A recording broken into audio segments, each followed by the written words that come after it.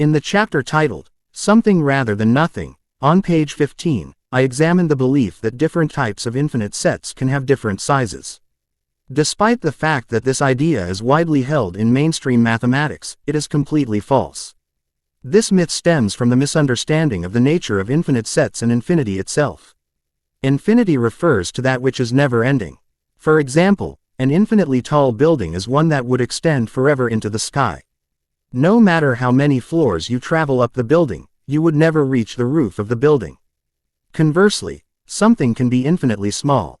The answer to the expression, 0.1 raised to the power of infinity, is a value that is the smallest non-terminating decimal. In set theory, an infinite set is one that contains a never-ending quantity of elements. The size of sets is determined by the total number of their elements. In order for a set to be larger than another one, it must contain a larger total number of elements. Since infinite sets contain an infinite quantity of elements, it is impossible to simply count all the elements within multiple infinite sets and compare the totals. Debunking the bizarre claim that infinite sets can supposedly come in different sizes requires a different approach. The easiest one being a proof through a bijection. First, let us use this proof to compare two infinite sets that mainstream mathematics correctly states are equal in size. A set of all integers and a set of all natural numbers. Integers are positive and negative whole numbers and zero. Natural numbers include zero and the numbers used for counting, which are positive whole numbers. A proof through a bijection involves the pairing of one element in a set to an element in another set. No element can be paired more than once. We can represent this visually by presenting both sets and drawing pairing lines between elements in one set to elements in another set. If each element from one set can be paired with one from another, then both sets contain the same quantity of elements and as such, they are the same size. That is indeed the case for the two sets in our example.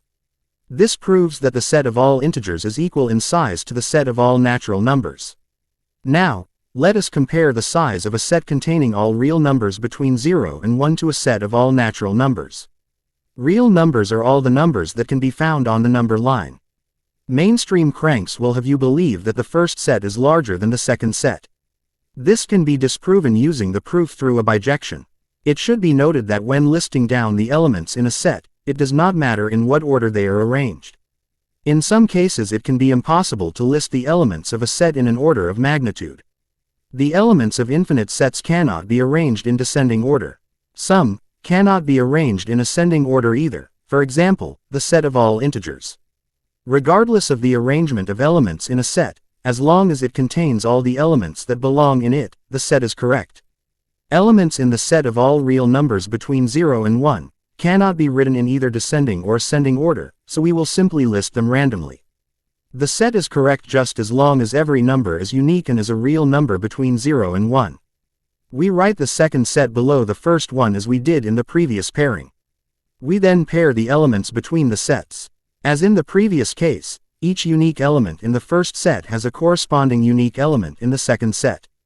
This proves that the set of all real numbers between 0 and 1 is the same size as the set of all natural numbers. The proof through a bijection can also be used to demonstrate the equal size between any other types of infinite sets.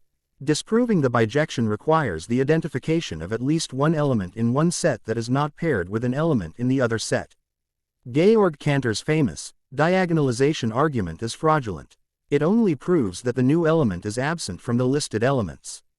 It does not prove how the new element is absent from the remaining infinite elements that were not listed. And just like that, this 19th century nonsensical math theory is debunked in a few minutes. Simultaneously, its creator, Georg Cantor, is exposed as a fraud who was stupid beyond imagination. There is no such thing as an uncountable infinite set. All infinite sets are countable. Thank you for watching.